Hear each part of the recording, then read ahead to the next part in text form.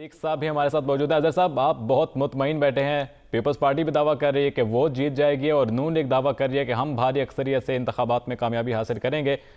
तो आप क्या कहना चाहेंगे, पीटीआई या फिर पीटीआई के जो आज़ाद उम्मीदवार हैं उनकी कामयाबी के कोई इम्कानात आपको नज़र आ रहे हैं? देखिए, एक बात तो बड़ी वाज़ेह है कि पाकिस्तान में पाकिस्तान तहरीक इंसाफ के पास कोई जमहूरी जमात है, जो लेफ़्ट की जमात है, जो सियासत करना चाहती है, सन पीपल्स पार्टी। जी। जहाँ तक मैं चूँकि एक बात गलत नहीं करनी चाहिए, कराची में LICVD गवर्नमेंट हॉस्पिटल, ये इनके बहुत अच्छे प्रोजेक्ट हैं, ये मानने पड़ेंगे कि इन्होंने बड़ा अच्छा काम किया है। जहाँ दूसरी तरफ यहाँ आ जाए कि पाकिस्तान के अंदर कोई ऐसा अस्पताल ही लिया है जहाँ नवाज शरीफ या पूरे खानदान का इलाज हो, ये भी हकीकत पर मबनी बातें हैं। हम कोई ऐसा बना नहीं सके। जो लूट मार होती रही है वो सारा हमने देख लिया है। मेट्रो ऑरेंज में अरबों रुपया बुलाया गया, PKLI में अरबों रुपया बुलाया गया, 56 कंपनियों के लाभ पे इस मुल्क को लूटा गया। यानी वो किस तरह देंगे 60 पे अपना डॉलर जो है वो, भाई डॉलर अब चला गया हुआ 300 के ऊपर। और डॉलर ये ऐसे नहीं अल्लाह को जेब से नहीं दे रहा। आपने बिजली बैगी करके जो प्रोजेक्ट आपने बनाए थे उसका हाल हमने देख लिया। हमने जो देखना चाहते थे ना इस मुल्क को आगे ले जाने के लिए, जो मुल्क में आपको जोड़ के रखना था, नफरत की सियासत आप लोगों ने फैलाई है, आप लोगों ने नहीं फैलाई। चाहते तो ये पाकिस्तान तहरीक इंसाफ के साथ जो कुछ हो रहा था, जो ज्यादतियाँ हो रही थी, रोकना चाहिए था, इकट्ठे होना चाहिए था कि जमहूरियत को परवाल चढ़ाए। ये कोई तरीका नहीं है। जिस तरह की सियासत, यानी अपने केसेस पे आप बात करते हैं, जनाब हमारे खिलाफ झूठे केस थे, तो अब क्या हो रहा है? यानी वही लोग जो जनरल बाजवा जिनसे नफरत करते थे, फिर ये राखों का हो गए, फिर वोट को इज्जत दो का जो लारा लगाते थे उसको छोड़ के आजकल। नाजरीन, बिलाखिर जिसका इंतजार था, आम इंतखाबात का वक्त करीब से करीब तर आता जा रहा है। सियासी सरगर्मियां अरूज पर हैं। दीगर हलकों में जो सियासी जमातें हैं अपनी भरपूर कैंपेन चला रही हैं और आवाम से अपना मंशूर पेश किया जा रहा है, अपना वादे किए जा रहे हैं, दावे किए जा रहे हैं। अब देखना यह है कि कौन सी पार्टी इन दावों पर पूरा उतरती है और कौन से वादे हैं जो कि पूरे किए जाते हैं। और हमारे साथ इस वक्त रहनुमा तहरीक इंसाफ अजहर सिद्दीक साहब मौजूद हैं, उनसे इस हवाले से बात करेंगे। अजहर सिद्दीक साहब, क्या कहेंगे इस पर? बहुत शुक्रिया जी। अभी तक तो आपने देख लिया कि जिस सियासी जमात ने बड़ा कैलकुलेटेड, टारगेटेड और एक्सपेंसिव, यानी हाँ तकरीबन हर शोबाए ज़िंदगी को कवर करने का और आम आदमी के मसाइल हल करने के हवाले से जो दिया है, शायद ही किसी ने दिया हो। और पाकिस्तान तहरीक इंसाफ जो मंशूर देती है और कोशिश करती है उस पर अमल दरामद हो, वो एक अलहदा बात है कि सियासी जमातों के मंशूर का सियासी जमातें अगर उस पर अमल दरामद नहीं करती हैं तो कोई भी एक्शन लिया नहीं जा सकता। लेकिन पाकिस्तान जहाँ खड़ा है इस वक्त, पाकिस्तान को जिन चीज़ों की ज़रूरत है, सबसे बड़ी तो बात इस वक्त जो सवालिया निशान आ गया है वो हमारी अदलिया की शफाफियत पे आ गया है, अदलिया की गैर जालिबदारी पे आ चुका है। अब 4 बड़े केसेस इमरान खान के ख़िलाफ़ होने के बाद अब हमें उसका भी तय्युल करना है। उस तरफ भी हमने बड़ा सोचा हुआ है और काफ़ी काम हम इंशाल्लाह कर सकेंगे। बाकी आपको पता है कि हर टॉपिक के ऊपर, यानी महंगाई पे कैसे काबू पाना है, टैक्स बेस कैसे हमने बढ़ानी है, एक्सपोर्ट ओरिएंटेड मुल्क को कैसे लेके जाना है, एग्रीकल्चर का आपने फ़ायदा कैसे लेना है, और जो नौकरियाँ कैसे जनरेट हो रही है, क्लाइमेट चेंज कैसे होगा, ग्रीन पाकिस्तान कैसे बनाएगा। तो एक एक चीज़ के ऊपर पूरी तवज्जो है। सवाल सिर्फ इतना है कि क्या अब इस मुल्क में साफ शफाफ इलेक्शन अब होते देख पाएंगे? अभी तक तो प्री पोल रिगिंग जारी है, यानी प्री पोल रिगिंग के हवाले से आपने सारे देख लिया, पकड़ दगड़ देख लिया, इमरान खान के खिलाफ केसेस देख लिए, जो ख्वाहिशात लंदन पैनल में बैठ कर बली थी कि इमरान खान को बाकायदा उतनी सजाएँ दी जाए जितनी अब मियां नवाज शरीफ को दी गई है। हालांकि इमरान खान का कोई कंसर्न नहीं था इस सारे मामले में, लेकिन अब उन्हीं लोगों के साथ बैठकर वो ख्वाहिशात एक पाया तकमील तक ले गए हैं। लेकिन ये समझ बैठे हैं कि शायद ये सजाएँ देकर इमरान खान को इलेक्शन के प्रोसेस से बाहर रखकर वो कैसे नताइज हासिल कर लेंगे। वो बिल्कुल ऐसी बात नहीं है। ग्राउंड रियलिटीज़ ये है कि ग्राउंड के ऊपर पाकिस्तान तहरीक इंसाफ बड़ी शदोबद से मौजूद है, उसका वोटर मौजूद है, वोट बैंक मौजूद है। और आने वाले दिनों में 8 तारीख अजय सिद्दीकी साहब, बानी पीटीआई की मुश्किलात में मजीद इजाफा हुआ है। आज दौरान इद्दत निकाह केस में कहाँ पेशरफ्त हुई है, तो उस हवाले से आपकी क्या राय है, आप क्या कहना चाहेंगे?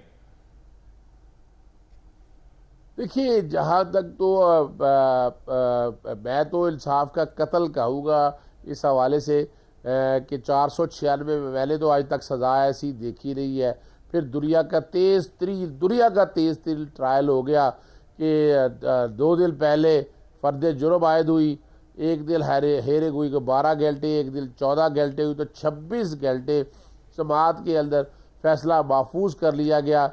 अगर इस तरह का इंसाफ देना है तो फिर मैं तकाजा तो यूँ करूँगा, फिर इतने लोग हैं, जेलें भरी पड़ी है जहाँ साल से ट्रायल नहीं हो रहे, वो ट्रायलों को भी इसी स्पीड के साथ बुलाया जाए।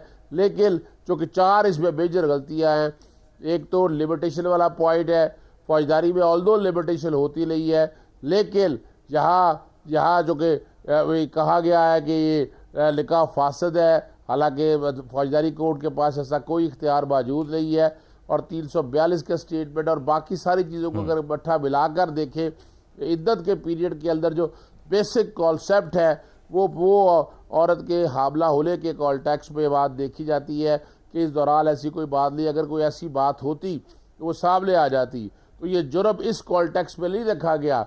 और जब एक औरत कह दे और औरत की नीयत देखी जाती है, बलजिया का प्रिंसिपल देखा जाता है, तो यहाँ तो वो वाला एलिमेंट भी मौजूद नहीं है। ये फैसले जिस तेज़ी से हुए हैं उसी तेज़ी से अदालतों से ख़त्म भी हो जाने हैं। फ़र्क सिर्फ इतना है कि इसमें आज फिर एक और चौथी लाहली आ गई है। तो उषा खाला की पहली लाहली आई, फिर साइफर की लाहली आई, उसके बाद फिर तोशा खाला के लाहली आ गई और चौथी लाहली ये वाली आ गई है। तो ये चारों के चारों केस में, एक केस में तो तोशा खाला में आपको पता है सस्पेंशन हो चुकी हुई है, कन्विक्शन चाहे सस्पेंड नहीं हुई। साइफर में ज़मानत हो चुकी है और अब साइफर में चूँकि सज़ा हो गई है तो सज़ा के बाद में ज़मानत दोबारा हो ली है। तोशा खाला जो लैब के जो पिछले केस पड़ा है उसमें भी ज़मानत हो ली है। ये वो सारे केसेस हैं जो बहुत तेज़ी के साथ चलाए गए, हक नहीं दिया गया, वकील छीन लिए गए और पूरी एविडेंस पर अजय सिद्दीकी साहब, ये जो और अजय सिद्दीकी साहब, चूंकि तमाम पीटीआई के मुताद रहनुमा जो आज़ाद उम्मीदवार के तौर पर इलेक्शन लड़ने जा रहे हैं, तो अब दीगर पार्टी कायदीन की जानिब से उनकी जानिब से ये नुक्ता पेश किया गया कि हो सकता है कि आज़ाद उम्मीदवार जो हैं वो बिक जाएं, तो क्या लगता है आपको? अच्छा, इसमें मैं बताता चलूँ कि पहले सेक्शन 215 जो है इलेक्शन सिंबल लेने का इख्तियार देता है, उसको चैलेंज किया था। सिंगल जज ने आर्टिकल 17 के मुताबिक कहा और वो खारिज कर दी गई, उसकी अल्ट्रा कोर्ट अपील दायर कर दी गई है। और हमारा नुक्ता नज़र बड़ा वाज़ेह है।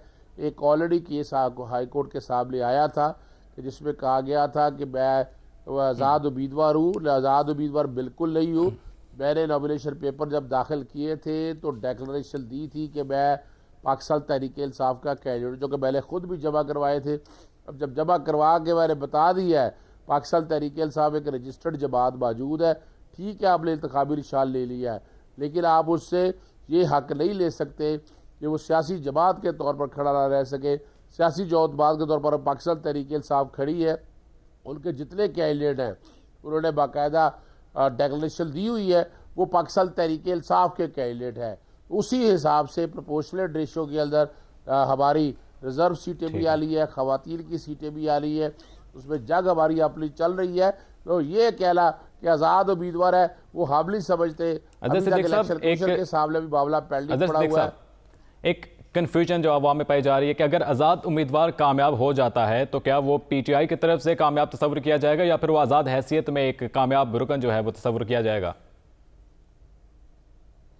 देखिए, अब हमारा केस ये है कि वो पाकिस्तान तहरीक इंसाफ के जो नॉमिनेटेड है, जिनको बाकायदा हमने टिकट दी है, जिसको बताया गया कि हमारे कैंडिडेट है, हमारी पार्टी उनकी कन्विंसिंग कर रही है, लोगों को कह रही है, वो कैंडिडेट हमारे हैं।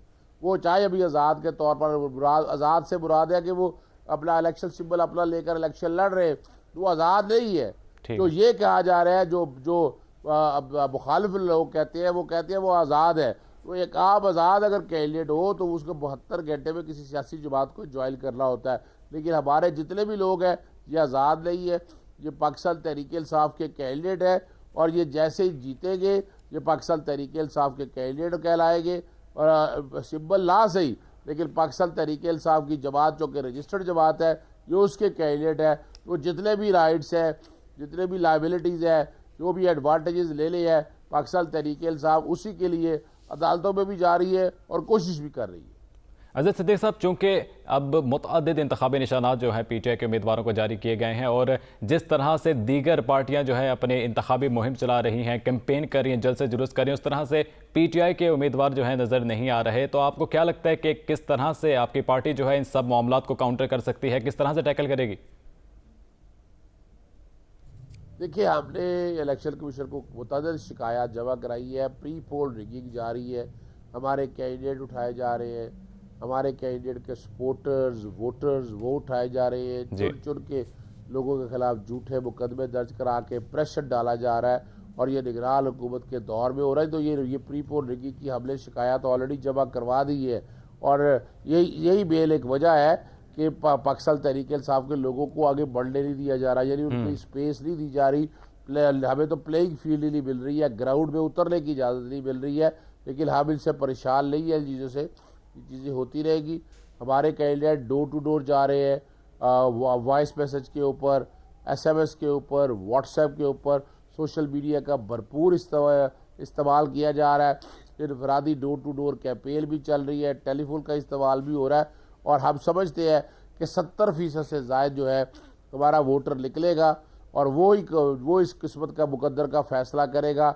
और इल्तकाब यही है, ये तीनों चारों केसेस की हाले का हमें एक फ़ायदा ये हो गया है, हालांकि वैसे तो नुकसान है कि पार्टी लीडर अंदर है, सजाएं हो रही है, लेकिन एक हमदर्दी का वोट और बाकी चीज़ों में कि ये इसके जो इलाज जो लोग कह रहे हैं, जिन लोगों से मैं भी मिला हूँ, वो कह रहे हैं कि हमने इसका बदला उतारना है वोट के साथ, कि वो वोट डालने जाएंगे और वो वोट अब अगला वो तवक्को करते हैं कि जो वोट डाला गया है उसका रिजल्ट भी निकल आ जाए। वोट को इज्जत दो का जो लारा दूसरे लोग लगाते थे, वो पाकिस्तान तहरीक इंसाफ साबित करेगी कि वोट को इज्जत देना है। और हमें बड़ी उम्मीद है, हमें बड़ा यकीन है कि साफ शफाफ इलेक्शन हो गए तो पाकिस्तान तहरीक इंसाफ 2 तरीके से आएगी, जहाँ पाकिस्तान का मुकद्दर किस्मत और नसीब बदलेंगे, वहाँ पर आम आदमी के मसाइल हल होंगे। इमरान खान के खिलाफ जो झूठे मुकदमे है वो सारे तहरीक इंसाफ 2/3 अक्सरियत के साथ आएगी। लेकिन जिस तरह से पीपल्स पार्टी और नून लीग अलल ऐलान दीगर जलसों के अंदर और रैलियों के अंदर जो है वो अपना मंशूर पेश कर रही हैं, तो PTI की जानिब से कोई ऐसे वाज़ेह मंशूर पेश नहीं किया गया, तो क्या मंशूर एक दफ़ा ज़रा वाज़ेह कीजिएगा? देखिए, मंशूर के हवाले से हमारी वेबसाइट के ऊपर मंशूर बाकायदा अवेलेबल है। तकरीबन कुछ 34 या 36 के करीब मेन नुकात है।